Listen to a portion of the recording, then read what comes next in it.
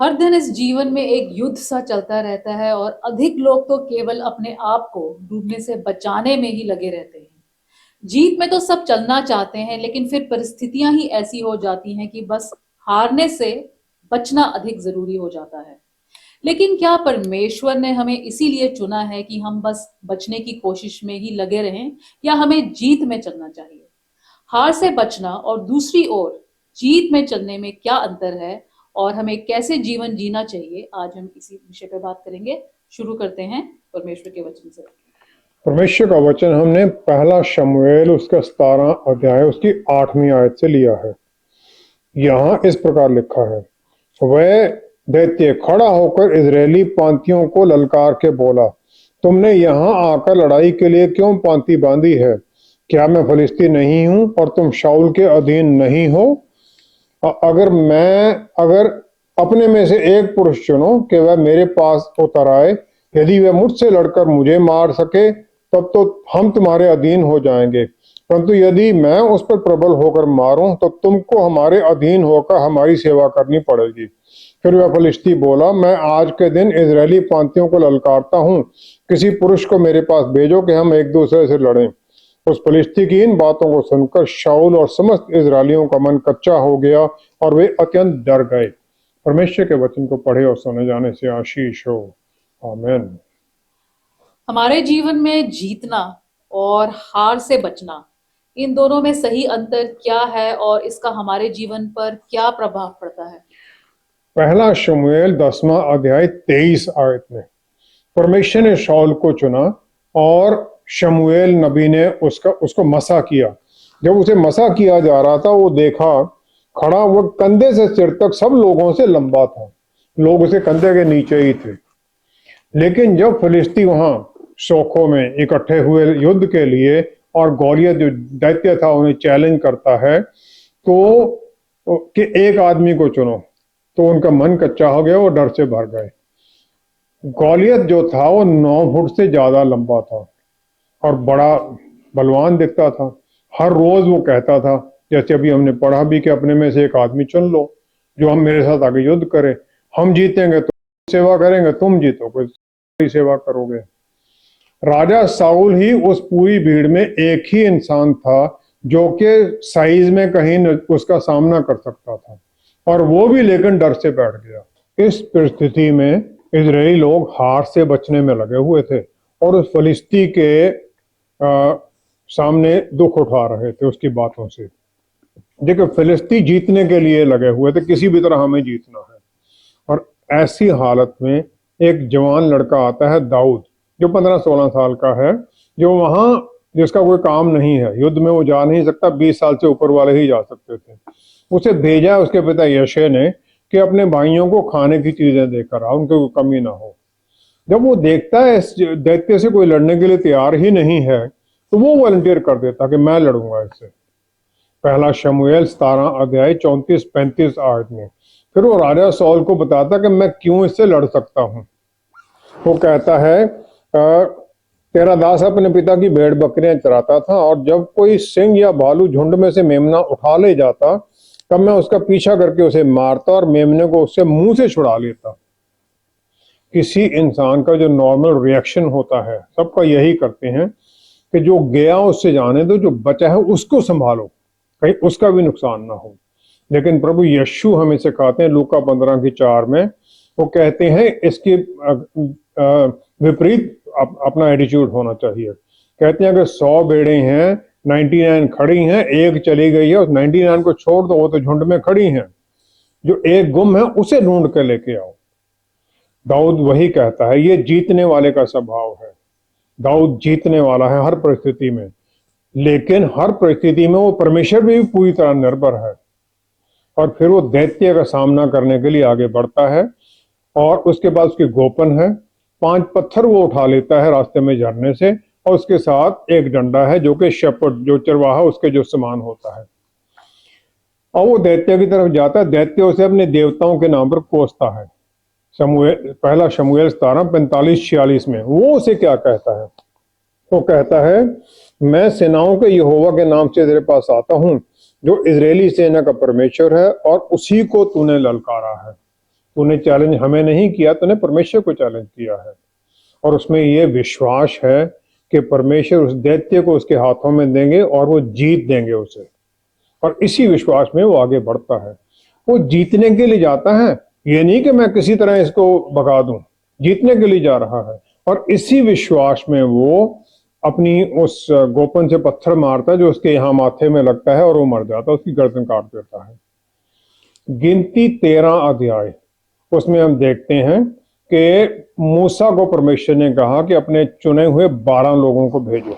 12 लोग, हर एक, दूसरी आयत में कहा है गिनती, उन्होंने कहा गिनती 13 की दूसरी आयत में उसे कहा गया कि जो चुने हैं उनमें हर एक आदमी एक एक गोत्र का हो और अपने गोत्र का वो लीडर हो। लीडर है जो कि वॉरियर भी होगा, जो कि चुना हुआ है, कि उसमें उनको भेजो। और वो 12 गोत्रों को, 12 लोगों को भेज देता है। और जब वो आते हैं और वो भेजता है उस जगह को देखने के लिए जिसका परमेश्वर ने वायदा कर दिया है तुम्हें मिलेगी। जब वो वापस आते हैं तब वो कहते हैं जिस जगह पर तूने भेजा था वो जो धरती है सचमुच दूध और मधु से भरी हुई है, दूध और मधु की धाराएं बहती हैं उसमें, वो कहता है 13 की 27 आयत में। अब फिर वो बताते हैं कि अपने आप को हम कैसे हैं और जो वहां रहते वो कैसे हैं। वो देते हैं वहां पर, वो कहते हैं तो, और फिर इजरायलियों को वो कहते हैं हम उनसे जीत नहीं सकते हैं, देते हैं वहां पर। कालब जो कि गया था, कालब और यहोशू 2 ही हैं 12 में से जो कहते नहीं हम जा सकते हैं। कालब कहता है कि हम निस्संदेह हम ऐसा करने की शक्ति रखते हैं, हम आगे बढ़े उनको जीत सकते हैं, परमेश्वर ने हमें शक्ति दी है। और जो 10 थे वो 33 आयत में 13 की वो कहते हैं अपनी दृष्टि में उनके सामने टिड्डे के समान दिखाई पड़ते थे और ऐसे ही उनकी दृष्टि में मालूम होते थे। उन्होंने अपने आप को टिड्डों के समान समझ लिया दूसरों के सामने। बस जहां लड़ाई है मस्तिष्क में है, दिमाग में है, विचारों में है, जहां वो ये करने लग गए बस हार निश्चित थी। और फिर उन्होंने, जो लोग थे उन किसी से बात नहीं की, लेकिन उनकी मन में परसेप्शन ये आ गई कि बस हम तो हारेंगे। अब जब यहोशू जमीन बांट रहा था इजरायली लोगों को, कुछ कब्जा हो गई थी, कुछ अभी चल रही थी, उसने कहा बांट लो, इसके बाद तुम करते रहो। अब कालेब उसे याद दिलाता है जो मूसा ने उसे वायदा किया था। यहोशू की पुस्तक उसका 14 अध्याय उसकी 10वीं आयत में 10 से 12 में वो कहता है कि मूसा ने मुझसे वायदा किया था परमेश्वर के कहने पर, जिस भूमि पर तू अपने पांव धर आया है वह सदा के लिए तेरा और तेरे वंश का भाग होगा। वो कहता मुझे ये वायदा किया गया था, अब मुझे यही जमीन दे दो। उस समय वो 40 साल का था, अब वो 85 साल का है। और वो फिर भी ये कहता है, 3 पॉइंट वो रखता है इस वचन के अनुसार। वो कहता है मैं 85 वर्ष का हूं, जितना बल मूसा के भेजने के दिन मुझ में था उतना बल अभी तक मुझ में है। युद्ध करने या भीतर बाहर जाने के लिए जितनी उस समय मुझ में सामर्थ्य उतनी ही अब भी मुझ में है। और फिर वो आखिर में कह देता है कि संभव है यहोवा मेरे संग रहे और उसके कहने के अनुसार मैं उन्हें उनके देश से निकाल दूं। पहला कहता है परमेश्वर ने आज तक मुझे जिंदा रखा है। उस जो 40 साल से ऊपर, 20 साल से ऊपर वाले जितने थे सब मर गए थे, सिर्फ 2 ही लोग बचे थे, यहोशू और कालेब। और अब उसकी उम्र 85 साल है। दूसरा वो कहता है मैं अभी तक हूं, उम्र मेरी ठीक है, ठीक ठाक हूं। तीसरा कहता है युद्ध के लिए मेरे में बल है। चौथा कहता है जो परमेश्वर ने वायदा किया था, जो वो यरूशलेम के आसपास पर्वतों की जगह है मुझे वो दे दो जिसमें के दैत्य रहते हैं। और फिर वो कहता है परमेश्वर मेरे साथ होंगे और मुझे उसमें जीत भी देंगे। ये उसका कॉन्फिडेंस है।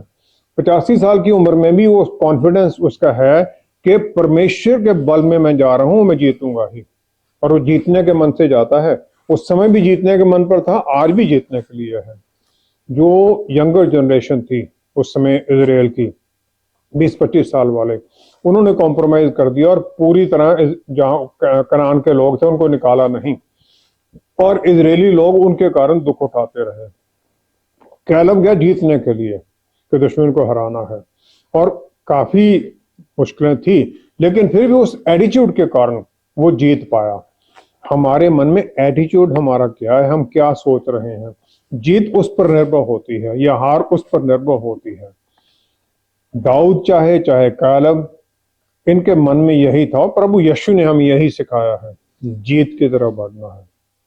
जब हम जीत की तरफ बढ़ते हैं तो परमेश्वर हमारा हाथ पकड़े हुए हमें जीत में लेके भी जाते हैं।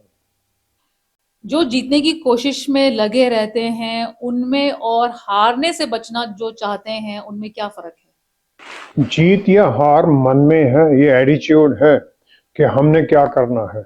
जब हम सोचते हैं जीतना है तो उसके अनुसार हम प्लानिंग करते हैं, तैयारी करते हैं, और वही संदेश नीचे जो सब लोग हैं उनको चला जाता है, और जो हमारे साथ हैं फिर वो भी जीतने की ही तैयारी में लग जाते हैं। पहला शमूएल 22 अध्याय 2 आयत में अदुल्लम गुफा के अंदर दाऊद छुपा हुआ था सौल से, गौलियत के मारने के बाद में।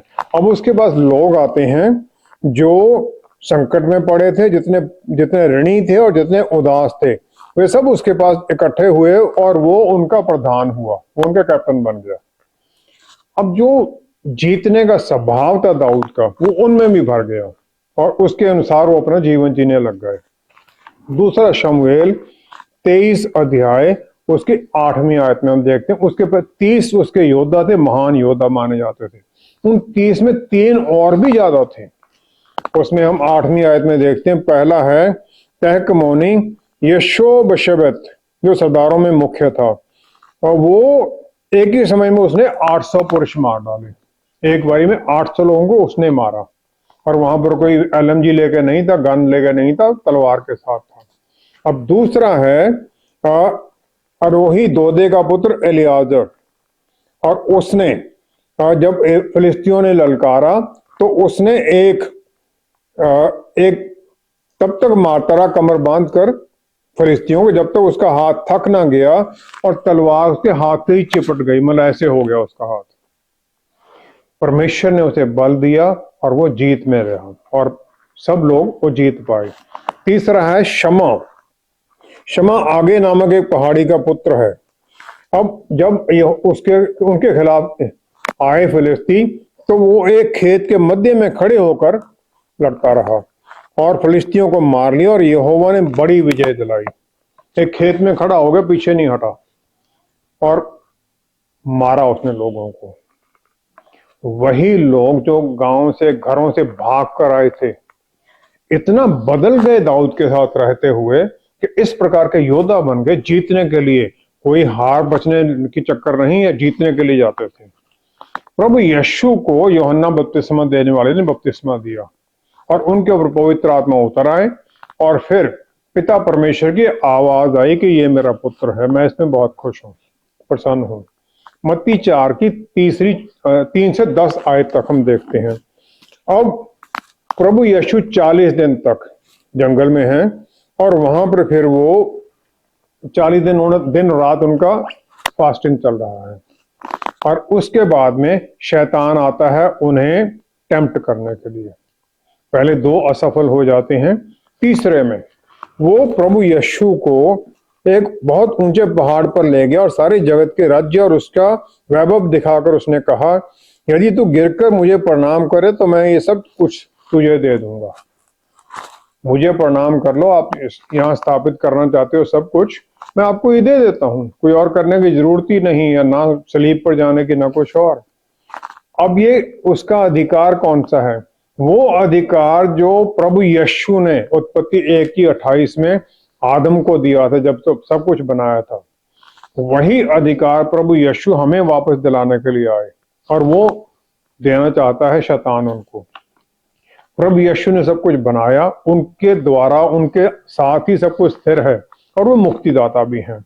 उन्होंने इंसान का शरीर धारण कर लिया ताकि इम्मानुएल बनकर हमारे साथ हो जाए। मुक्ति का रास्ता जो दुनिया के लिए था, उनके दुख उठाने में और उनकी मिनिस्ट्री के दौरान दुख उठाना, रिजेक्शन, और फिर सलीब के ऊपर क्रूसिफिक्शन के द्वारा था। शैतान उन्हें जो फिजिकल किंगडम था, इस दुनिया का राज्य था, वो उन्हें दे रहा था कि सफरिंग की जरूरत ही नहीं है। शैतान की स्ट्रेटजी हमेशा यही होती है, शॉर्टकट ले लो, महिमा में चलो शॉर्टकट लो, जो कि झूठ होता है, क्योंकि उसके पास कुछ भी नहीं है देने के लिए, सिर्फ वो हमें बंधुआई में ले जाता है, और जो उसके पीछे हो लेते हैं वो गिरते हैं। जो जीतने के लिए चलते हैं वो अपने गोल के ऊपर केंद्रित रहते हैं, जो उन्हें अचीव करना है। दाऊद को पता था कि उसे मसा किया गया है राजा बनने के लिए, लेकिन वो इसको प्राप्त करने के लिए सौल को मारने को तैयार नहीं हुआ। मौके मिले उसे, सौल उसे मारना चाहता था, लेकिन दाऊद ने कोई मौके का फायदा नहीं उठाया। उन दुख के समय में वो परमेश्वर की आराधना करता रहा, और उस समय की अद्भुत उसने भजन लिखे हैं।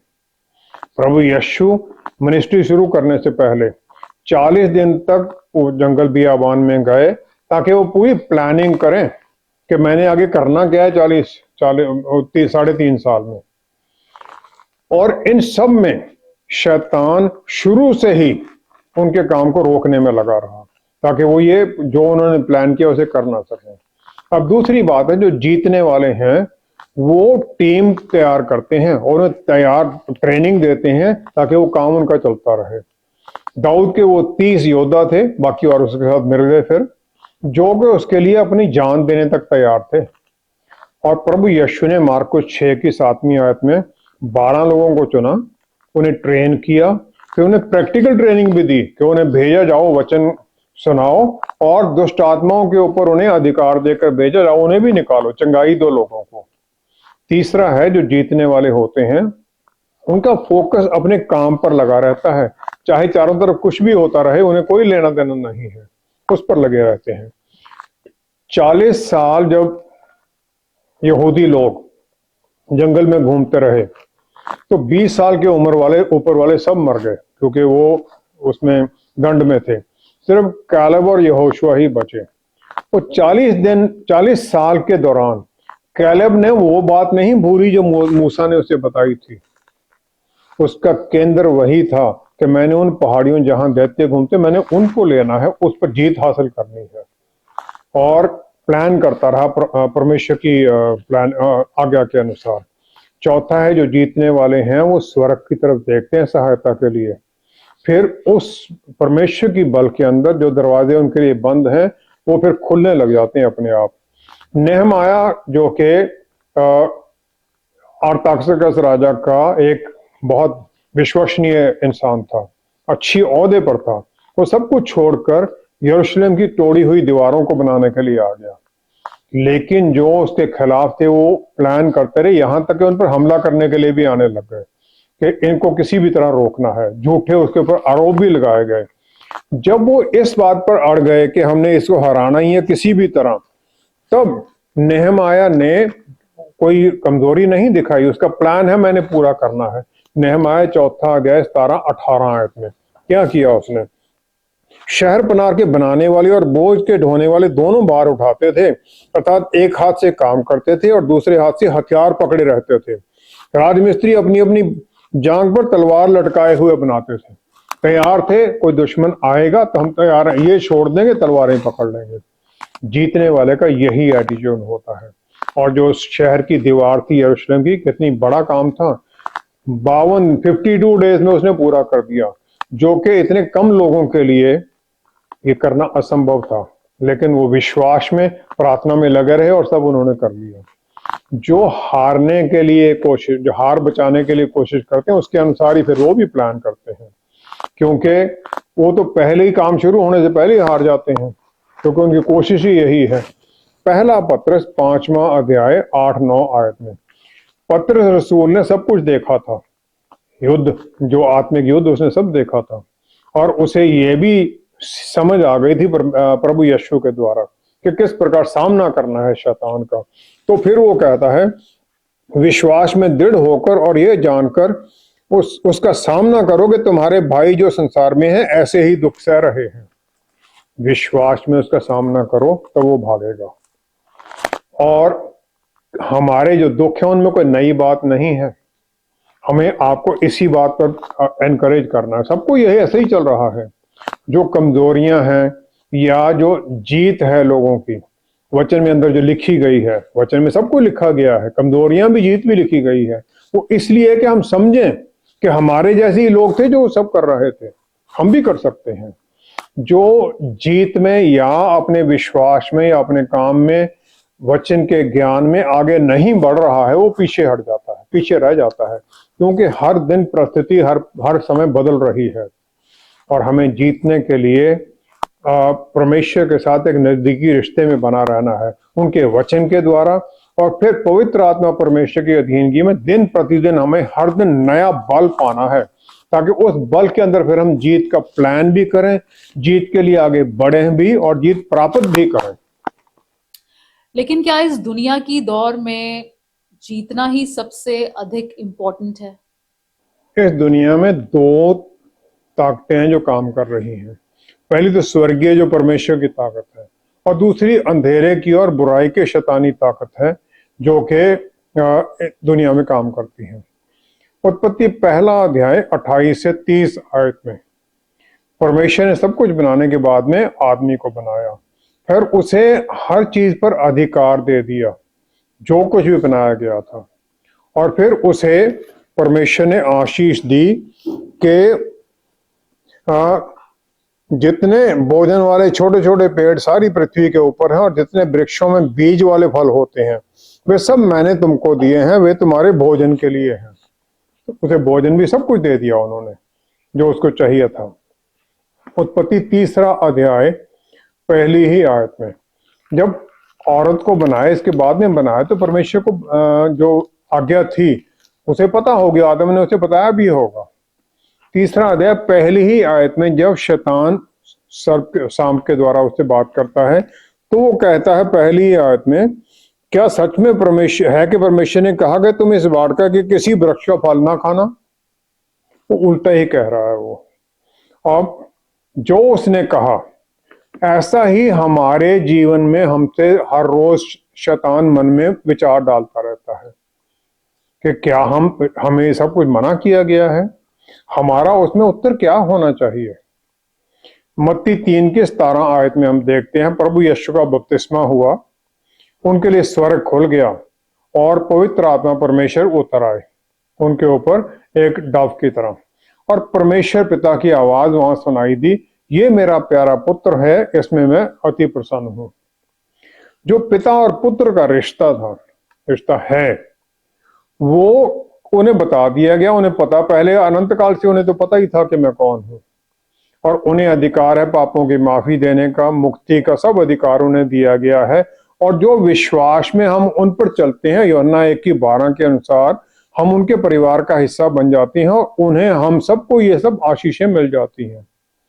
मत्ती 4 अध्याय 3 और 6 आयत में शैतान आता है प्रभु यीशु को टेम्प्ट करने के लिए। तो पहली बात क्या बोलता है, उसे पता है, उसने सुना है उससे पहले।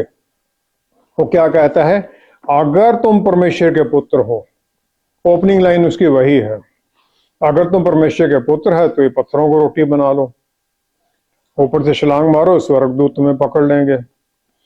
परमेश्वर के पुत्र को ये पता है मेरा रिश्ता क्या है पिता के साथ, और उसे उनको किसी को प्रूव करने की जरूरत नहीं है, ना शैतान को ना ही किसी और को, उन्हें पता है।